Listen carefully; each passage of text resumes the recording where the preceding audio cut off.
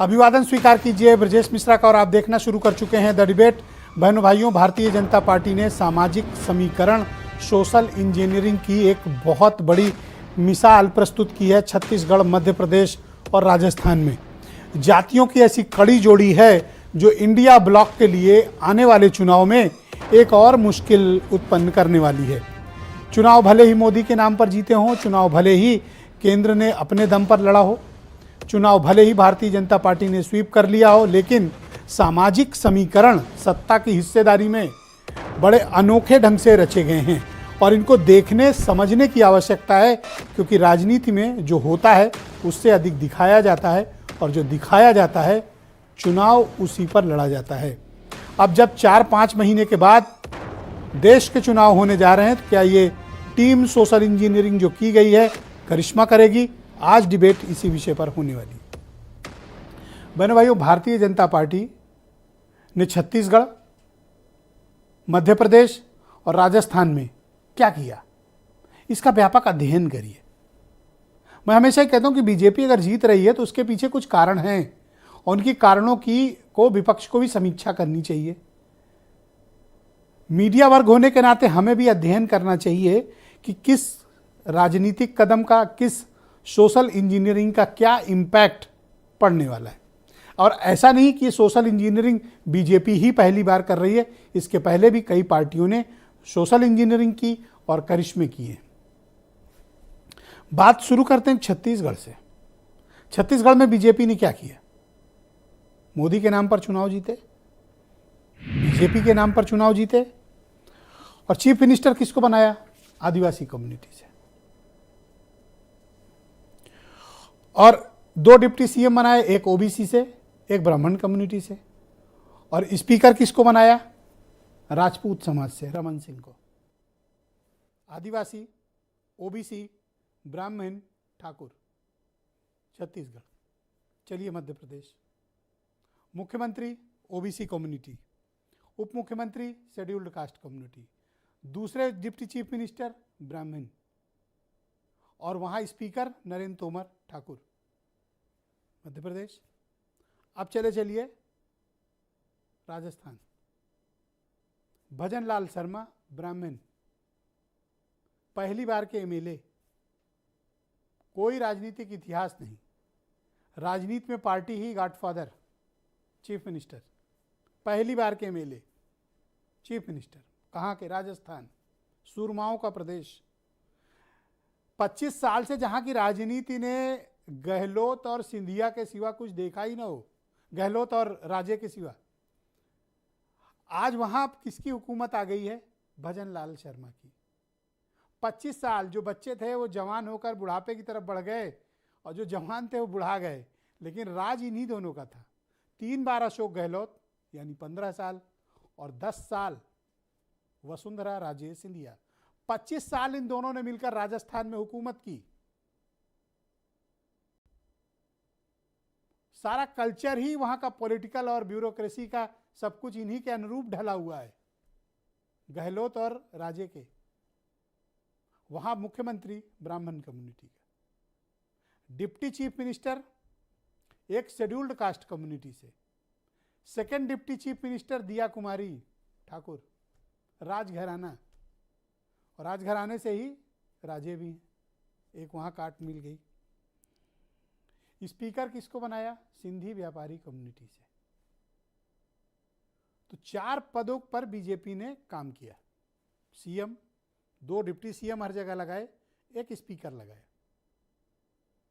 और speaker senior most लोगों को लगाया। बहनों भाइयों, ये सामान्य समीकरण नहीं है, ये सोशल इंजीनियरिंग है आने वाले चुनाव में इसका राजनीतिक इस्तेमाल की। बीजेपी भले कहती है कि उसके लिए कोई जाति मैटर नहीं करती, लेकिन आपके सामने ये जो मैं ब्यौरा प्रस्तुत कर रहा हूं, कंप्लीट सोशल इंजीनियरिंग करके इन तीनों राज्यों में chief minister, deputy chief ministers और स्पीकर लगाए गए हैं। कोई जाति रिपीट नहीं है, हर जगह एक फार्मूला चला है। छत्तीसगढ़ चूंकि आदिवासी बेल्ट है, इसलिए वहां पर ट्राइबल कम्युनिटी का दिया गया। ओबीसी को महत्व मिला, ब्राह्मण को महत्व मिला और आदिवासी कम्युनिटी को मिला। सबके अलग, सबकी कम्युनिटी के डिप्टी सीएम्स भी आ गए हैं।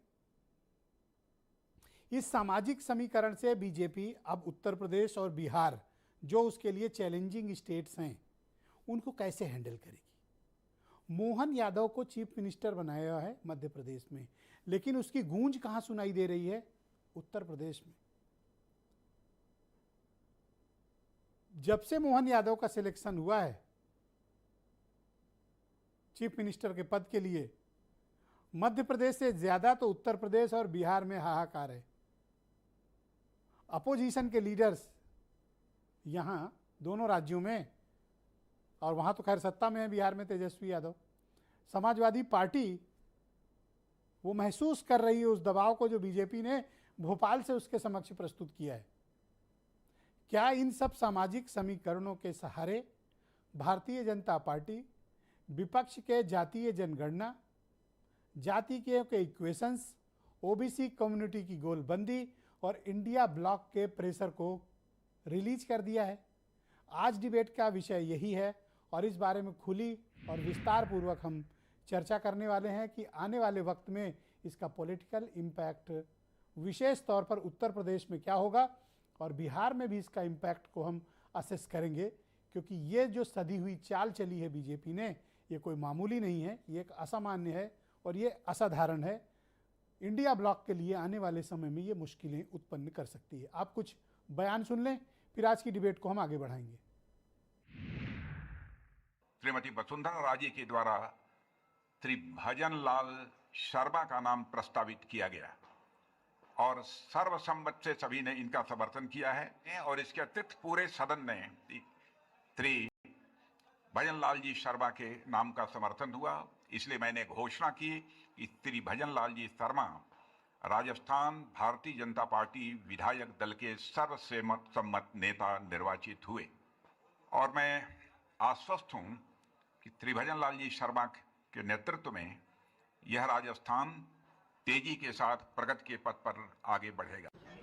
बेसिक इशू जाति जनगणना और जो भागीदारी है इस देश की, जो धन देश का है, वो किसके हाथों में जा रहा है, ये मेन इशू है। और इस इशू को ये लोग डिस्कस नहीं करना चाहते, इससे डरते हैं, इससे भागते हैं, मगर ये इशू को हम आगे ले जाएंगे और जो गरीब लोगों का हक है वो हम उनको दिलवाएंगे।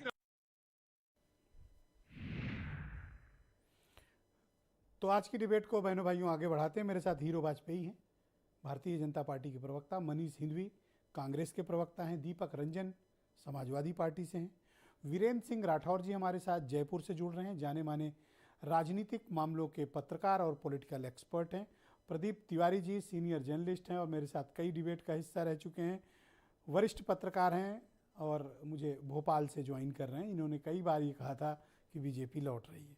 एसपी सिंह सर मेरे साथ मौजूद हैं, जाने माने पत्रकार हैं और मुझे दिल्ली से ज्वाइन कर रहे हैं। आपका भी बहुत शुक्रिया। और वीरेंद्र सिंह जी हमारे स्टेट हेड, सबका धन्यवाद इस परिचर्चा का हिस्सा बनने के लिए। हीरो वाजपेयी जी, तो आप तो कह रहे थे कि जातियों पर यकीन नहीं है, आपकी पार्टी कह रही थी सिर्फ 4 ही जातियां, गरीब